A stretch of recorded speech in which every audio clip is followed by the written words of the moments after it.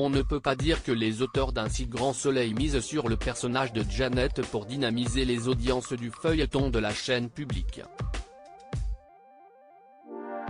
La présence du médecin incarné par Tonya Kinzinger est devenue anecdotique au grand dam des fans de l'actrice.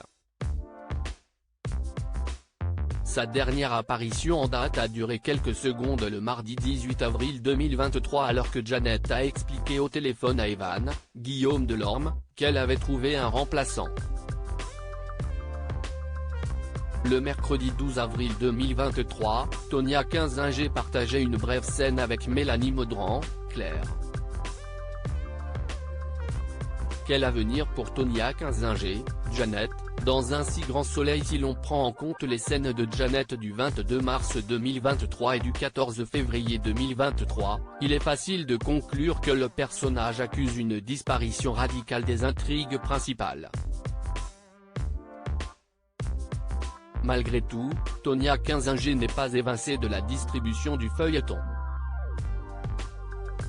Dans les intrigues actuelles, Elisabeth, Christelle Labaude, est menacée par Chloé tandis qu'Eve, Emma Colberti, vit un véritable cauchemar alors qu'elle est menacée de radiation par son académie après les révélations sur l'agence de tentation.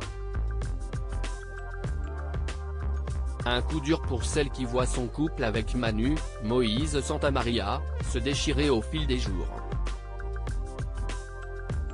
Catastrophe pour France 2 avec Un si grand soleil. Ce mercredi 19 avril 2023, l'épisode inédit d'Un si grand soleil a pu compter sur 3,17 millions de téléspectateurs en moyenne jusqu'à 21h10.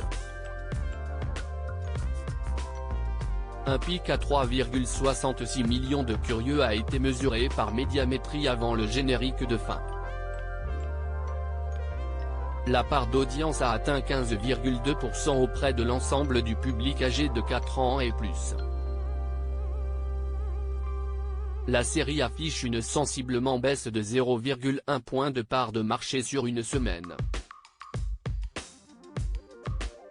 En 2022 à la même date, la fiction n'était pas programmée en raison du débat entre Marine Le Pen et Emmanuel Macron en prime time.